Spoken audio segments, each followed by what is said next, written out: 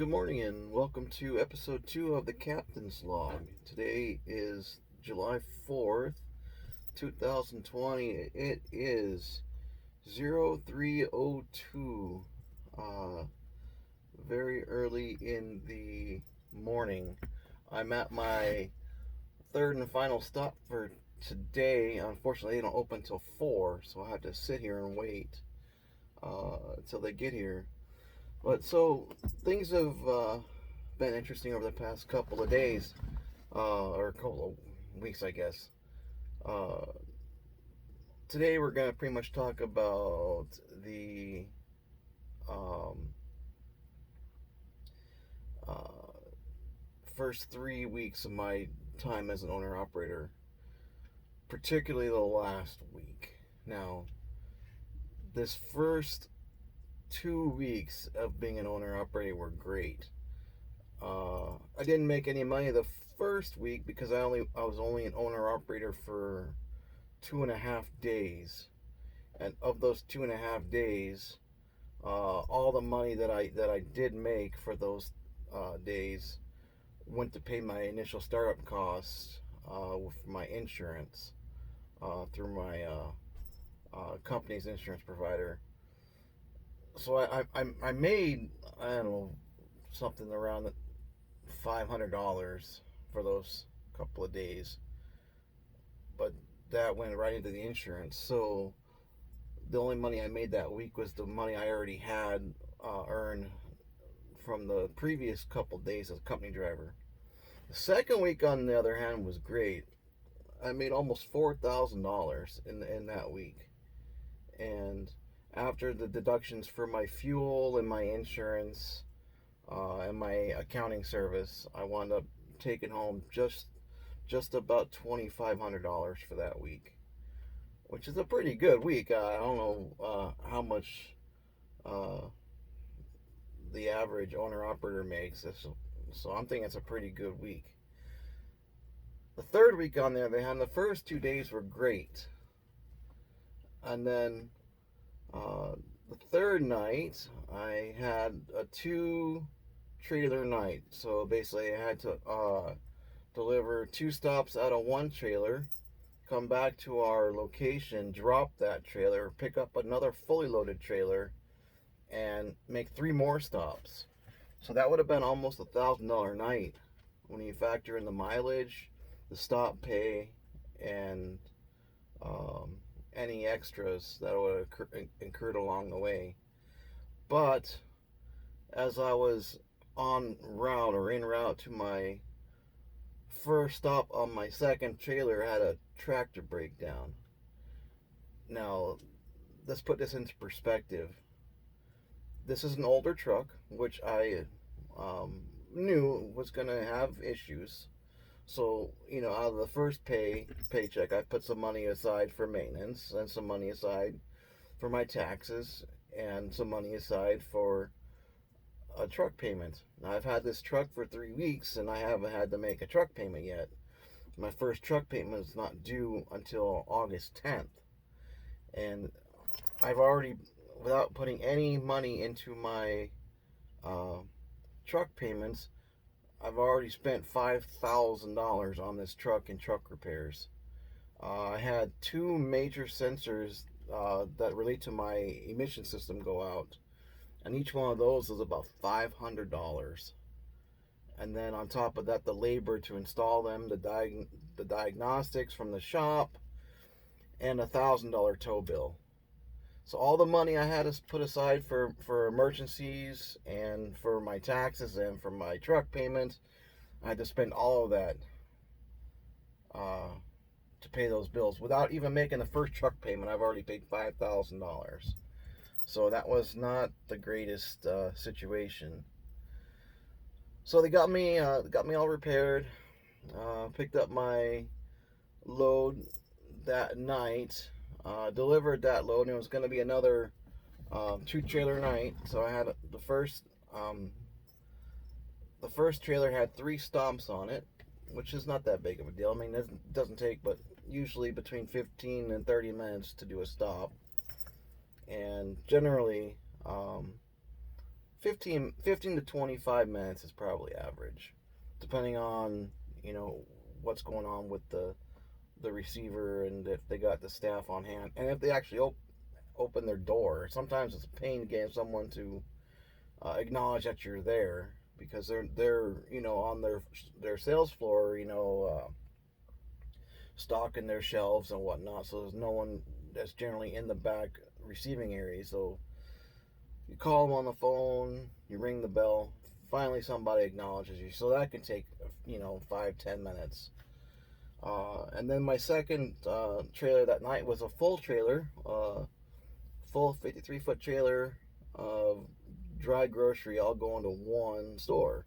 And it was just drop and hook. So I drive from our warehouse in Wisconsin to a store in Minnesota, back it up to the dock, drop that trailer, and it was a pallet return. So I had to, the trailer that I was hooking up to bring back was full of empty pallets that the store has since, you know, unloaded and stocked. So you bring those back and they use them again for the next set of trailers. No big deal.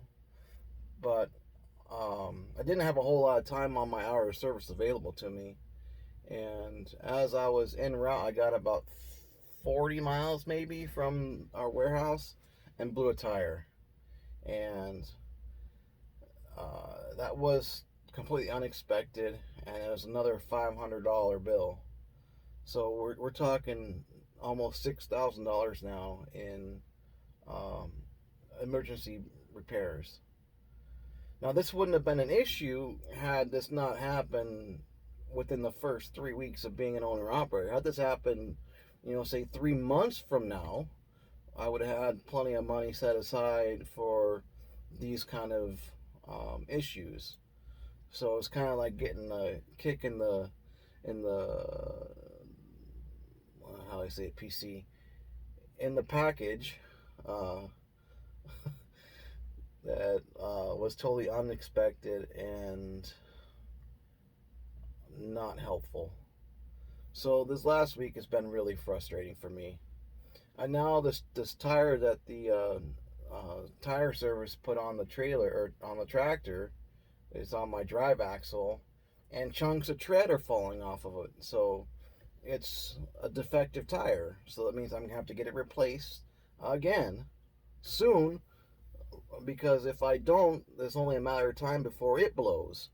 So that's the last thing I want to be dealing with, is another blown tire stuck on the side of the highway somewhere. So I'm hoping that they will replace it without charging me anything, because when I had it put on, we didn't discuss warranties or anything like that. I know you would think there'd be at least a, you know, a small warranty that comes with the tire. Let's say a 3-month warranty or I don't know, 30,000 miles, whatever comes first, or, you know, something along those lines. But nothing was discussed, and I neglected to ask about it, and now I'm kicking myself for not inquiring about it. And I've been trying all day yesterday to get a hold of them, and every time I call them, I get a busy signal.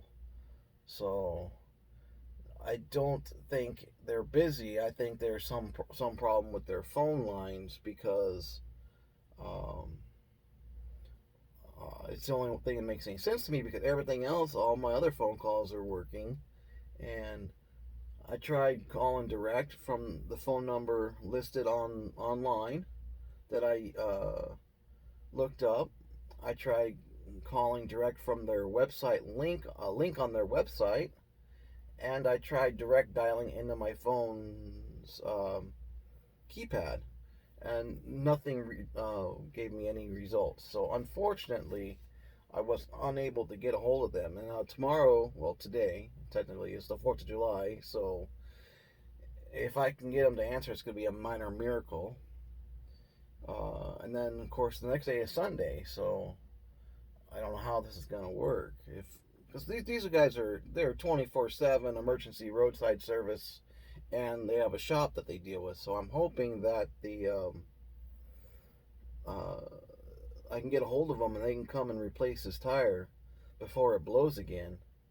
And I'm hoping they don't charge me anything, because if they do, I'm going to be pretty much sunk, at least for the rest of the month. Because, like I said, I had to take all the money I put aside and put into the truck, and I have nothing to show for it, and it's really, really frustrating. So I'm hoping that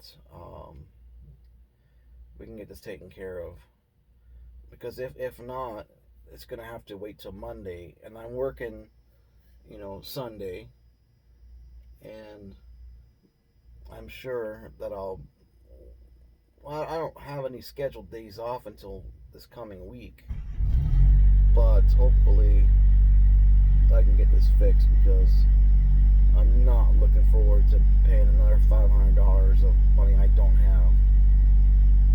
I mean, I have the money to pay it, but what I mean is, it's not already earmarked for something else.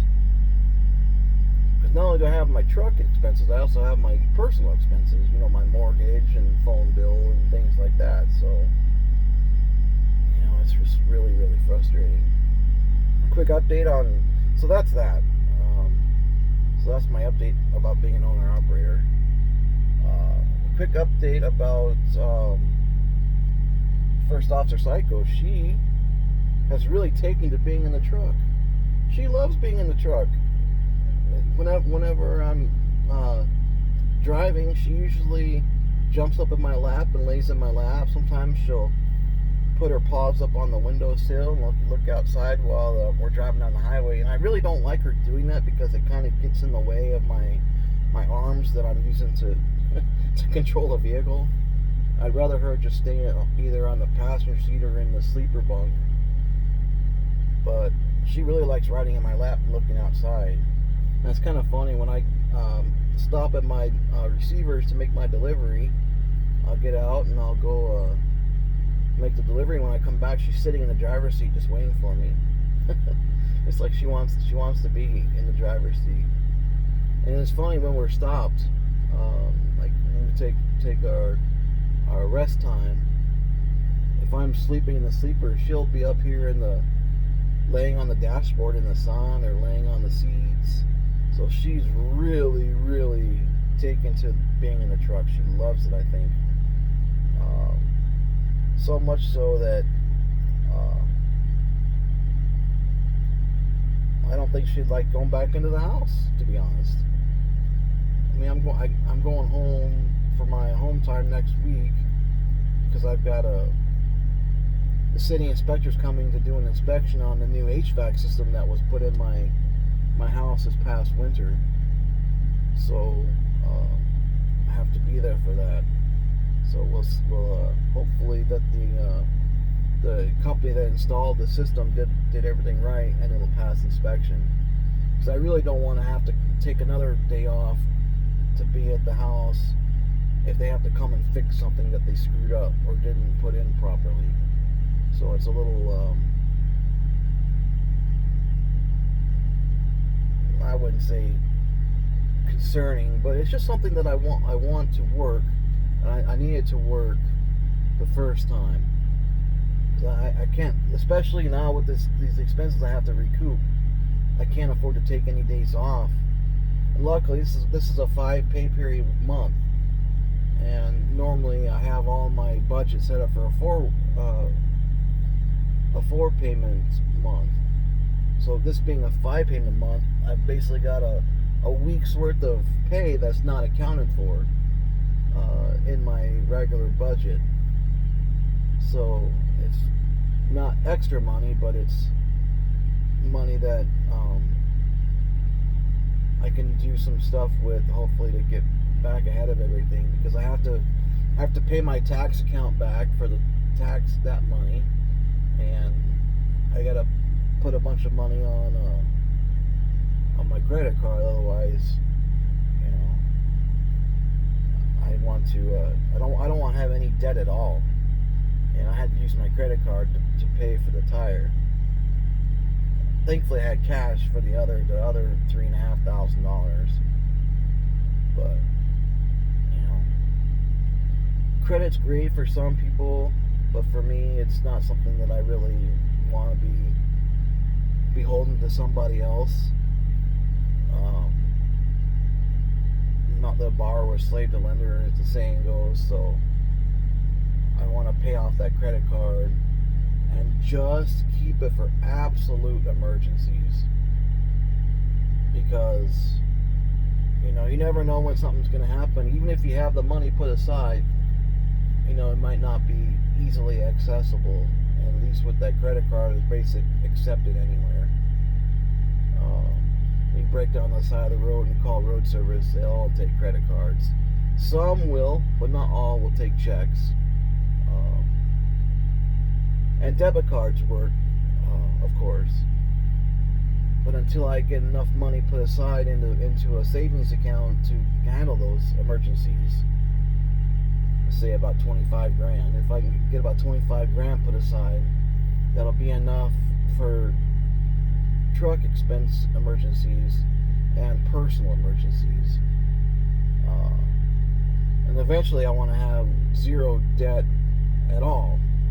So, I can just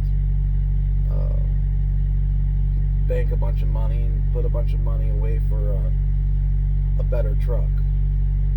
Like I said before on episode 1, I wanted to get 3 years out of this truck. Now I'm thinking I'll be lucky if I get a year out of it. We'll see how that goes.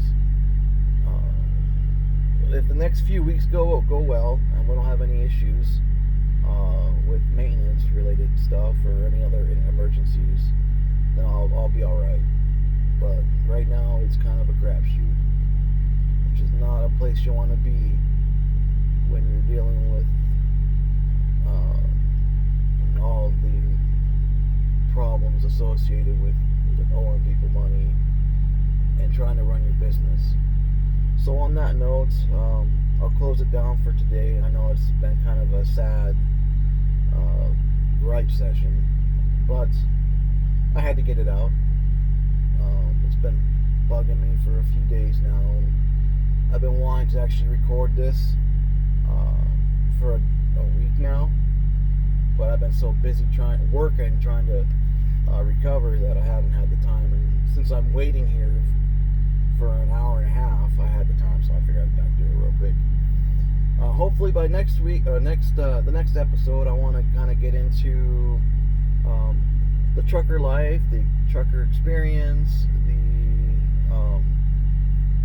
tips and tricks for those people out there that are interested in becoming a truck driver. Kind of going over my experience. Everyone's experience is different, obviously, but I want to pretty much cover everything that I can for people that are interested. And on the next few episodes, I think what I'm going to do is kind of explain all the requirements and the testing procedures, and maybe go over some of the material on the test for people that don't have any formal training when they're getting ready to start their CDL process. So there's several tests that you have to take prior to getting your CDL. So I think over the next few weeks I'll be going through each test and kind of going through the material, and hopefully it'll help somebody. If it helps one person, then I figure I did my job.